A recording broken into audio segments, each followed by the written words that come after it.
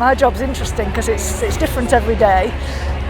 We never know what samples are coming next because we're just looking at things that people have got the idea to process with the laser. So we get a mixture, we get some stuff that we've seen before, there's some common ones, but then we get some weird and wonderful things just because somebody's had an idea that they could maybe use a laser to cut this thing or mark this thing.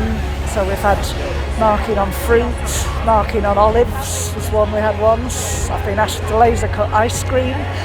To learn more about the companies and still keep my options open, because I would like the thought of environmental engineer, but there's also many other jobs out there that could include it as well.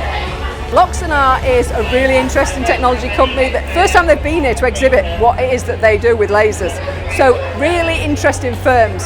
And technology is vast, isn't it? I mean, you've got software companies that we call as technology, so cybercrime is technology. But Luxinar with their technology on lasers, I want to go and find out more about that myself.